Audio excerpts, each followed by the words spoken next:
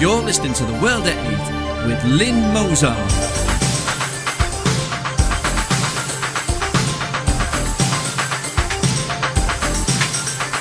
The World at 8, the number one in nationalist news.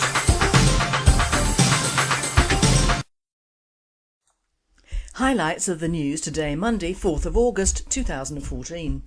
Former Archbishop of Canterbury, the best way to restore British values, Islam. Palestinian flag torn from Tower Hamlets Council Town Hall by vandals. BBC angers Muslim staff by hosting hog roast to celebrate Commonwealth Games under the windows of Arabic TV service. Greece, Golden Dawn members detained at Acropolis for distributing leaflets. Swedes to remove the concept of race from all legislation. Italian bishops, we can no longer remain silent in front of the persecution of Christians. A rant from IMNOKUFFAR. US troops told not to eat, drink in front of Muslims during Ramadan. Global gay children and gender-free restrooms, NEA Teachers Union more extreme than ever. Thought for the day, the height of unfairness, isn't it? And finally, a case of the positive and negative apps.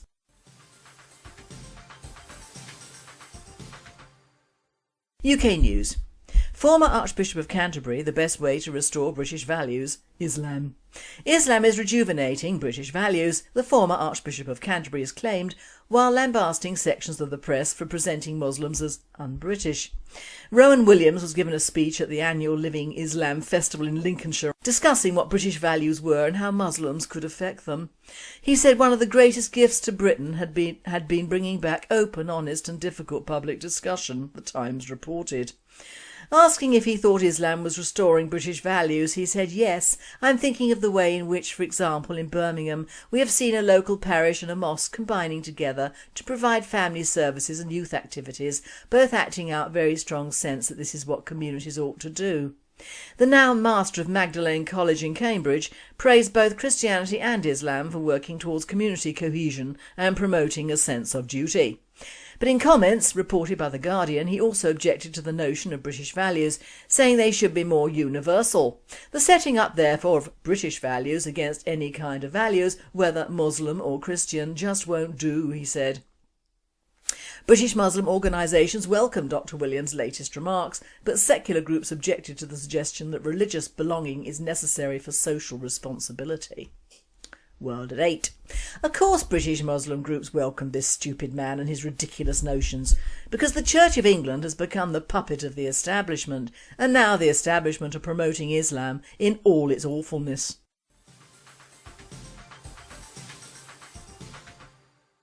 Palestinian flag torn from Tower Hamlets Council Town Hall by vandals.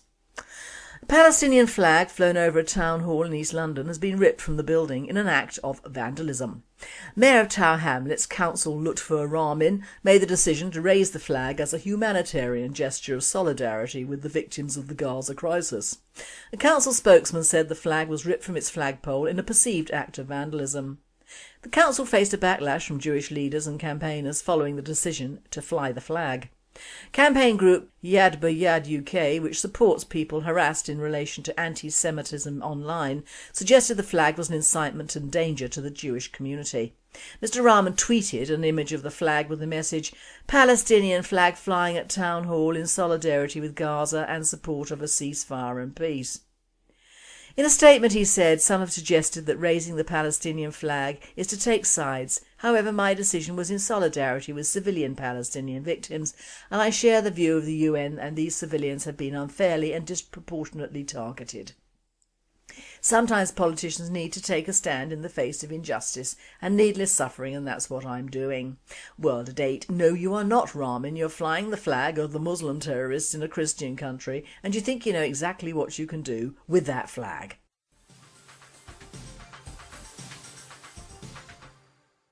BBC angers Muslim staff by hosting hog roast to celebrate Commonwealth Games under the windows of Arabic TV service.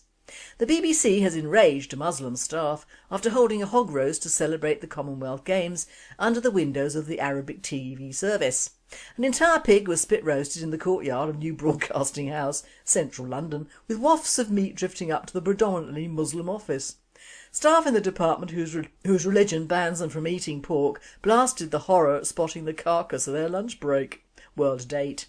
In Saudi, horror. But in England, get over it. We Brits eat pork, we love pork, and we will continue to do hog roasts wherever we please. If you don't like it, get another job, another house, and preferably go to another country.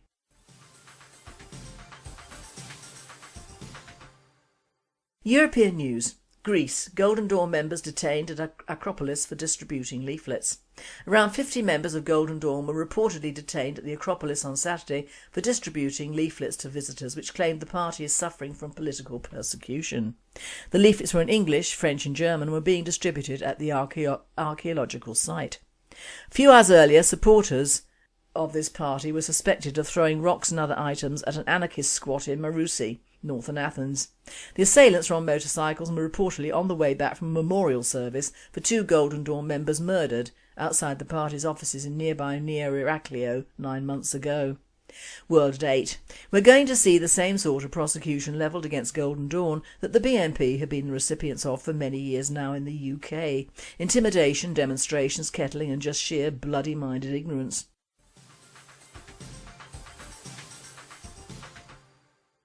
Swedes to remove the concept of race from all legislation.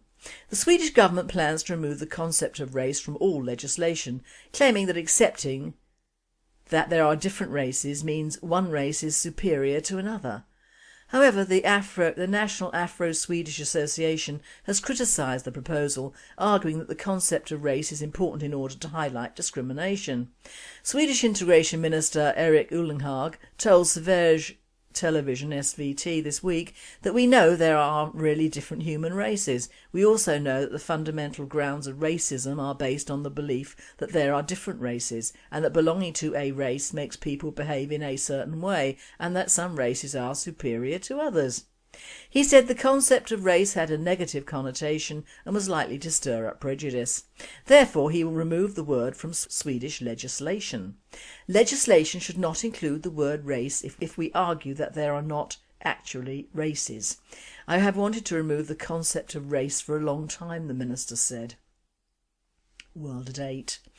This man is a nitwit and a fool. There are differences between many races. That is what makes them different. One should be proud of one's race, and this ruling is supposed to level all idiots down to an even lower level of ignorance. The difference should be celebrated, surely.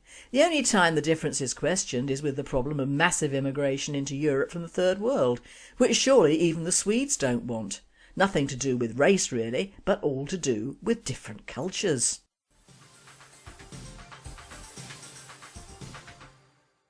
Italian bishops, we can no longer remain silent in front of the persecution of Christians. Well, you've done quite a good job so far. Europe has become distracted and indifferent, blind and dumb to the persecution that today is creating hundreds and thousands of Christian victims. The baptised faithful in countries such as Iraq and Nigeria are living an authentic Calvary. They are being singled out for their faith and subjected to continuous attacks by terrorist groups. Before such an attack on the very foundations of civilization, human dignity and human rights, we cannot remain silent. The West cannot continue to look the other way, writes the presidency of the Italian Bishops' Conference in a statement announcing a day of prayer for persecuted Christians, which will take place on August the 15th. World date. Better than nothing, but an army would be better.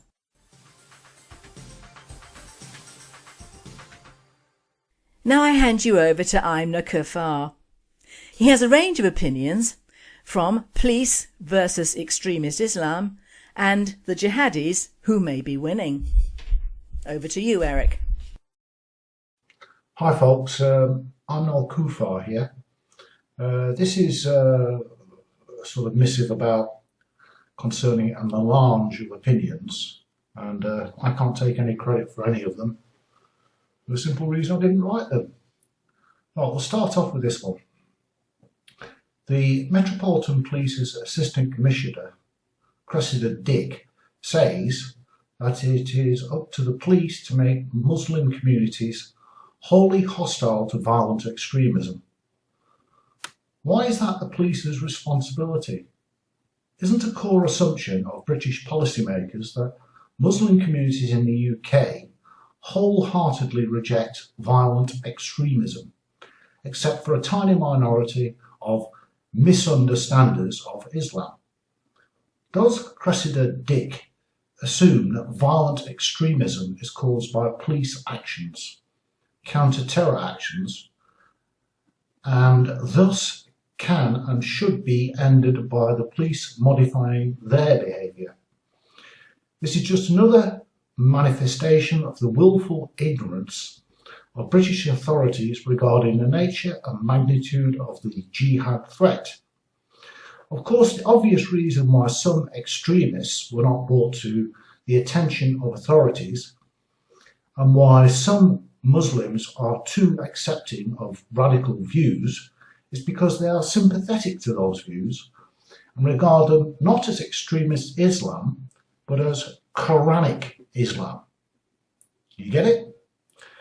But that is something that the British authorities do not dare to consider. Now we come on to another subject which is sort of related to the prior one. I do not believe that jihadists are highly trained.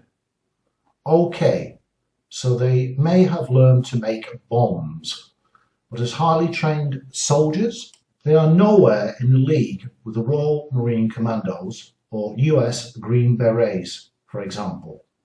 What they have gained a lot of experience in is attacking, murdering, and committing various acts of barbarism, mainly against defenceless people, including Muslims. Terrorism takes many different forms, not all of them violent.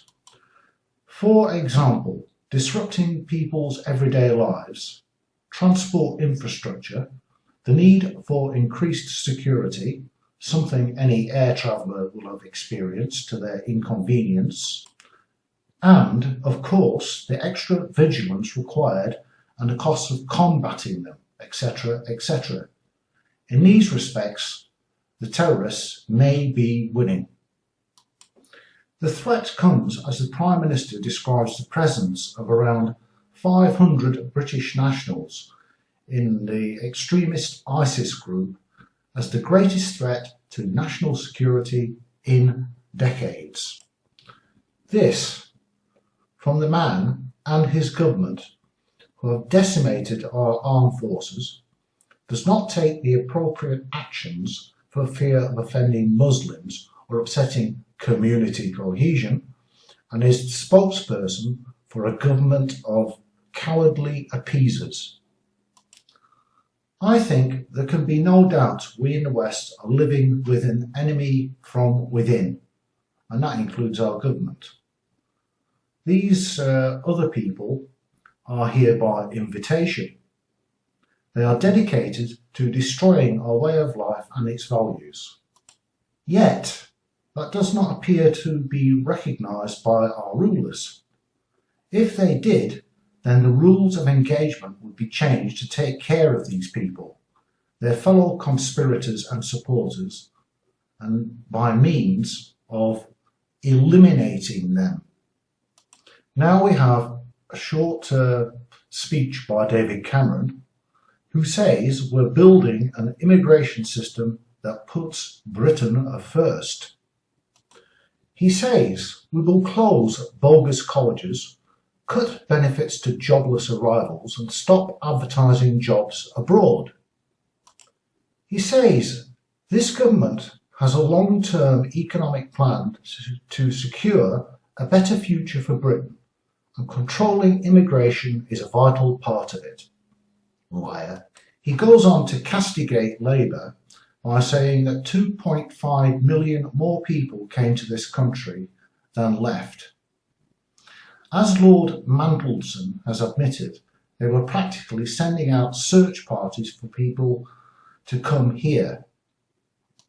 There was a failed point system which allowed so-called highly skilled workers to come here for up to 3 years to look for work. Often they ended up stacking shelves. There was an increasing generous, no questions asked welfare system which drew migrants to Britain for the wrong reasons. And unforgivably, whilst we had the highest rates of migration in our modern history, We also had well over 5 million people of working age on out-of-work benefits. I think this is great. Now that there are between 10 and 20 million immigrants in our country, many now with full British citizenship and children born in the UK and having their own communities with their own courts and legal system, changing the British nature of our towns and cities forever. Now that our capital city, amongst other cities, has a minority ethnic British population, now you tell us we're building an immigration system that puts Britain first. Bugger off, Dave, and stop blaming the EU immigrants all the time. Non-EU immigrants are far more numerous and a much bigger problem. Have a nice day, everyone. Bye-bye.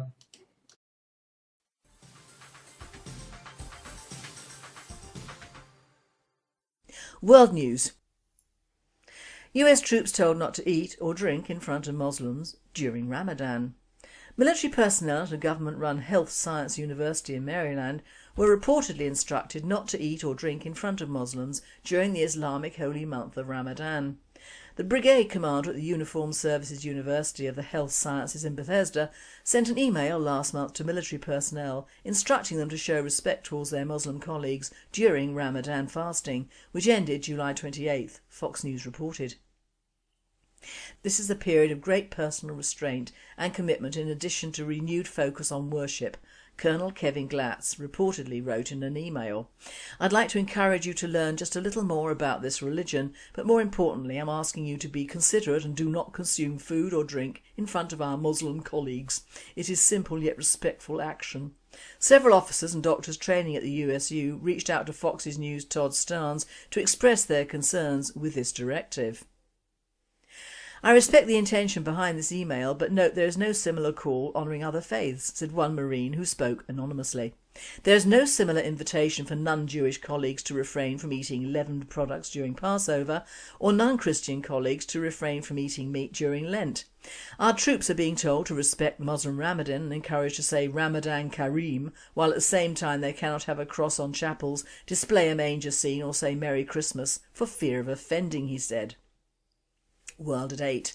This guy is right. One rule for all or none at all.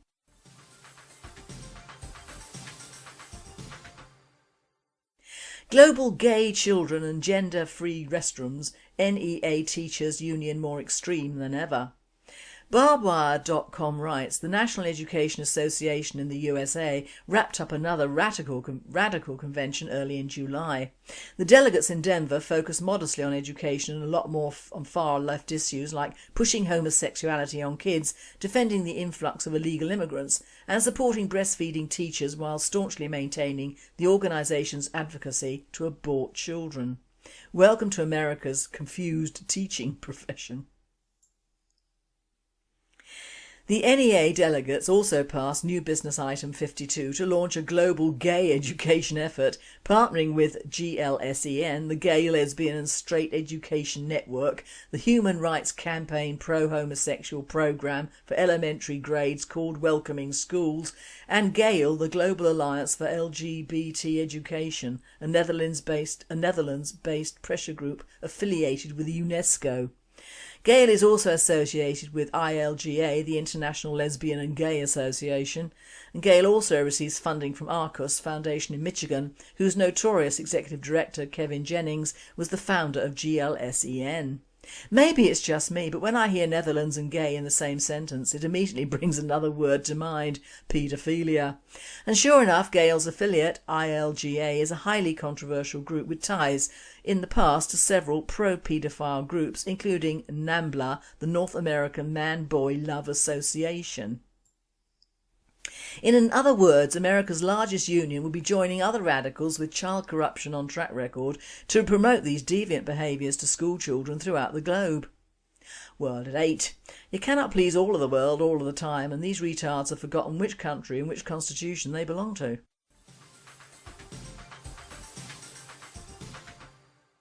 Thought for the day, the height of unfairness, isn't it? On reading the usual crap that suffices for news in the Sundays, when the Gazans have stirred up enough trouble with Israel to get the computers clicking away and the sodding Commonwealth Games is being held in a country that doesn't even want to be part of England anymore, one item stirred me even in this weather to become a gibbering old fool. That of the NHS, yes, our overstretched international health service, is actually thinking about giving free expensive IVF treatment to lesbians. Now, before all the whines about freedom of choosing an alternative lifestyle, let's get real here and jump off the diversity and politically correct hobby horse of opinion. Now, without harking back to the days when people of alternative lifestyles, as it is now called, existed and practised their dark arts behind doors and in private, the word is private and between consenting adults.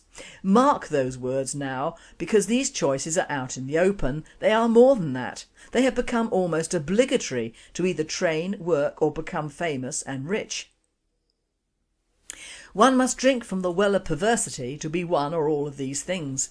Now, it has always been so throughout history that the worse your choice is, the better your mark on humanity, even for what used to be called perverts. Now, in the public eye, and indeed being universally hailed in our education system as obligatory knowledge for infants, so like Christianity they can choose which sexual diversity they wish, these choices are no longer alternative lifestyles, but well publicised and accepted lifestyles. The government planned to force independent schools to promote sodomy and transsexualism as a reaction to the Trojan horse scandal, which is of course rampant Islamic radicalisation in our schools. In short, going to fight one evil with another. The establishment would rather promote anything deemed anti-Christian culture for our tribes than resort to what are thought of now as old-fashioned standards. Now, don't get me wrong, I frankly and on a personal level don't give a rat's arse as to whom buggers whom or who wants to change their sex or dress up or fancies their own sex or who doesn't, and I could go on for days but I won't, because I prefer the olden days when such things remained private and the business of those who wished to practice them. What angers me is the public money and the commitment given to what should be private sexual acts and preferences in this country. In days of old, if one wanted to shack up with a member of one's own sex, it was usually in the cases of lesbians that they did not fancy being married to a man and having a family life. It was as simple as that. These women and girls preferred their own sex, childless though it was, and that was usually the whole idea, to have a lifestyle alternate to that of being a married woman with children. The same applied to homosexuals of the male order. They didn't want to marry or live with the opposite sex. They were attracted to and needed their own sex with that same lifestyle, without families or children. That was the price they paid to society for choosing an alternative lifestyle. Tough but true. If you can't stand the heat, get out the kitchen, being the correct sentiment. Nowadays, whilst the NHS cannot afford drugs for cancer patients outside the postcode lottery, our old are increasingly marginalised into thinking they should go quickly and quietly off this mortal coil, and British taxpayers are paying a small fortune for foreign mothers to give birth in our hospitals. We are providing online databases for access to sperm donors willing to give their sperm to whomever can pay as little as £300, and the NHS is seeking to fund it. Now, apart from the appalling legacy of online perversity, this is really wrong on so many levels. Rather like the ghastly and cruel puppy farming, I think humanity, such as it is, has lost its way with the World Wide Web and its corruptive influence on our society. I do not believe that babies should be born to same-sex couples. It may be socially desirable now, but it isn't socially acceptable even in this day and age. Jane and John walking their online offspring to school will be nothing short of laughable, especially if most of our schools in the future are heavily Islamised. Now, these people have no truck with the self-styled choosing of what you do with your life at all, and to some degree I agree, let alone bringing in babies like pets to complete your alternative lifestyle change. The hint is in the words choosing an alternative lifestyle, not a lifestyle like Mrs Brown next door with the same sex benefits and 6 kids. No, you can't have it all. No one does, so why should homosexuals and lesbians get paid for it? We have enough fatherless kids roaming the streets as it is, and this is sheer lunacy at its worst. Why not clone the little buggers and hand them out on street corners just for fun? You may well shudder, but it could be the start of shape of things to come if allowed to get out of hand, in the name of diversity and alternative lifestyle living. The poor, the elderly, the sick and the mentally challenged in this country, and I mean our own tribes, are still suffering and still needy. Whatever happens in the world or a country doesn't affect the wealthy or the connected. That's a matter of fact. All the crap happens to the common people and is still allowed to happen to them, but not to people who choose to jump on the PC and diverse bandwagon. They are untouchable because it's either racist or plain nasty to criticise or denigrate their actions. But here goes. This was sent to me from someone who's been waiting for a brain scan for 2 months and still not got an appointment. It might not be quite up to date, but allows for a few more millions on these figures. Pension theft, the UK government handouts list. Someone please tell me what the hell is wrong with all of the people that are running this country. Labour, Conservatives and Liberals all say we're broke and can't help our own seniors, veterans, orphans, homeless, etc. However, in the past years we have provided direct cash aid too. Congo, 359 million. Egypt, 397 million. Ethiopia, 981 million. Haiti, 1,400 million. Hamas, 351 million. Iraq, 1,080 million. Jordan, 463 million. Kazakhstan, 304 million. Kenya, 816 million. Libya, 1,450 million. Mexico, 622 million. Mozambique, 404 million. Nigeria, 456 million. Pakistan, 2,000 million. Russia, 380 million. Senegal, 698 million. South Africa, 566 million. Sudan, 870 million. Tanzania, 554 million. Uganda, 451 million. Zambia, 331 million. And I can't read this total, but I think it's something like nearly 15 billion pounds, and the majority of them still hate us, while our retired seniors are still living on a fixed income. Do they get any breaks? No. While our government and religious organisations pour hundreds of billions of pounds and tons of food to a vast list of foreign countries. We have hundreds of adoptable children who are shoved aside to make room for the adoption of foreign orphans. In the UK, where we have homeless without shelter, children going to bed hungry, elderly going without needed medication or fuel to heat their homes, and mentally ill without treatment, and have the need for food banks, and yet we still allow illegal, deprived people and other freeloaders on our shores, while we are lining up to give them food, clothes, bedding, doctors, medical supplies and whatever else they need. Can you imagine what it'd be like if our governments gave us the same support they give to other countries? Sad, isn't it? 99% of people won't even rate this statement, but I'm one of the 1%. But of course our governments do give support to alternative lifestyle pufters and leses, immigrants by the cartload, Muslims by the lorry load, and anything and everything as long as it ain't English or a British tribe. Then you are quite regally and royally effed up. It seems tragic for this country that the very old joke about being a one-legged black lesbian is coming true. Is it a self-fulfilling prophecy, and if so, how can nationalism stop it? Or do we leave that to Islam when it's too late for us?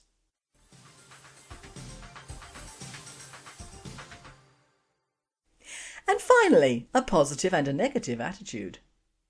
Late one night in hospital, a guy regained consciousness. He found himself in agonising pain in the hospital's ICU, with tubes up his nose, wires monitoring every function, and a gorgeous nurse hovering over him. He realised he'd obviously been in a very serious accident. She gave him a deep look straight into the eyes, and he heard her slowly say, "You may not feel anything from the waist down." Somehow he managed to mumble in reply, "Can I feel your breasts then?" That, my friends, is a positive attitude. And a negative one. During a visit to my doctor I asked him, "How do you determine whether or not an older person should be put in a nursing home?" Well, he said, we fill up a bathtub, then we offer a teaspoon, a teacup and a bucket to the person to empty the bathtub. Oh, I understand, I said. A normal person would use the bucket because it's bigger than the spoon or the teacup. No, he said, a normal person would pull the plug out. Do you want a bed near the window? So are you going to pass this on, or do you want the bed next to mine? You've been listening to The World at 8. I am Lynn Mozart, and I wish you all a very good night.